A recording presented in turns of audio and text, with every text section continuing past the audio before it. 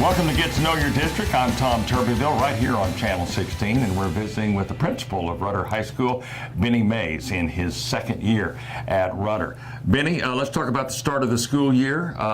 You got a few weeks under your belt here. Talk about the start. Has it gone smoothly?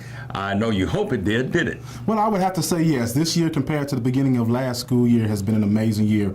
We're sitting at about 1,650 students, and I can say that every kid has come in with an academic focus and know the importance of what it is to come to school every day. Talk about that, because I know that that's not always the case year to year, but I know that you're really pleased with the focus that the kids do have. And talk about where you want that to lead them and what the goals are as far as that's concerned. Right. Well, my biggest goal is that every kid that enters the Rudder High School graduates in 4 years. That's the most amazing goal. But definitely graduate with the tools to move on to different levels, whether that be college, whether that be technical school, or if they just go out into the workforce, just being able to be an added part of the community and of the city. It's hard to believe that this year we're starting our 9th year as Rudder, as a brick and mortar high school. Next year, I guess there'll be a 10th anniversary. It's hard to believe that it's still been around that long. I can remember when it was just a plan on a blueprint way back when. Talk about a little bit about your history. This is your second year. You came from Waller, right? Yes, I did. I was an a principal at a junior high in Waller for 5 years, and before that I was assistant principal at the high school in Waller for 2 years. And great years, great learning that really got me prepared for being a high school principal. And I tell you, people always say you don't know what you know until you get into the scheme of things, and that first year was a lot of the not knowing, and that's what makes this year a whole lot better, because I've gotten a lot better as a principal and learning how to empower my teachers to be effective in the classroom as well.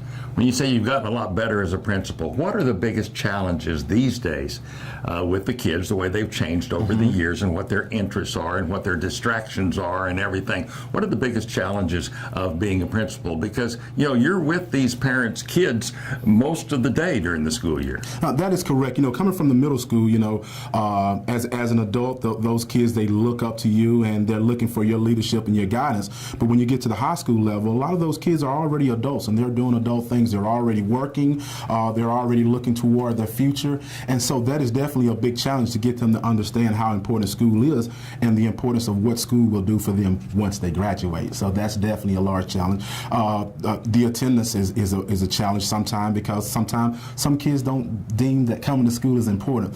But when you make that important to those kids, when you make that classroom enticing, when you make the school enticing, build a culture of understanding how that is important, then it becomes important to them.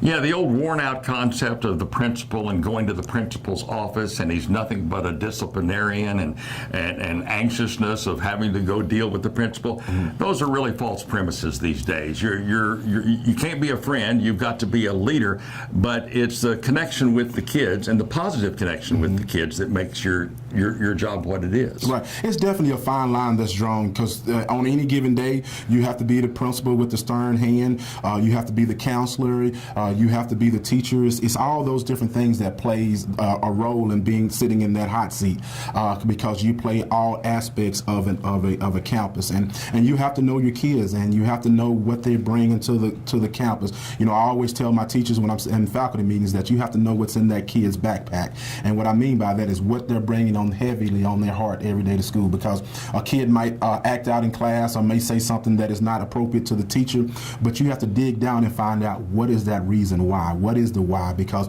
they don't come to school to misbehave. Every kid comes to school to learn something, and it's up to us to make sure they're learning what it is we want them to learn. You've got a great leader in your football program, so let's talk a little bit of football. First week, great week. Second week, you ran into a hot Hutto team that Bryan knows about from the week before that, of course. Talk about the football program here in its 9th year and how you think it's going. Well, I can definitely tell you that first week when we played Del Valley, it was definitely a great game, great open game for the boys, and they played well. Started out a little slow, but then after we start putting things together, we look like that team that we know we are. Last week against Hutto, kind of the same thing. We played well starting at the beginning of the game. Defense played well, got a lot of turnovers, stopped huddle a bunch. We just couldn't turn the field, and we couldn't get on the other side of the field. Our offense didn't move the ball as well as we wanted to, but knowing Coach Compton, they've gone back to the drawing board, and they're going to make sure that they can fix those things. But the good thing to see, even though we got down, there was a different Rudder High School football team out there on that field that Thursday night. Last year, if we'd have got down by 3 points, our heads were down. If we get down by 1 point, our heads are down. If we don't move the ball on offense, our heads are down. But those boys fought until the last whistle was blown. This guy sounds more like a coach than a principal. I think he likes talking about football. I'm guessing you played the game. I played the game and I coached the game, but I also understand the importance of extracurricular activities. That is what builds the culture of a campus. I remember the second year I was an assistant principal at Waller High School.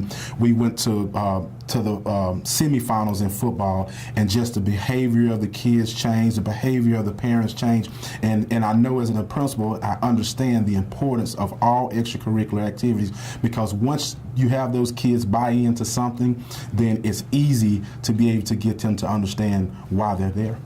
Bennie Mays is the principal of Rudder High School in his second year. They're mighty glad to have him, and we're glad to have him here today, too. Right here on Get to Know Your District, I'm Tom Turbiville, right here on Channel 16.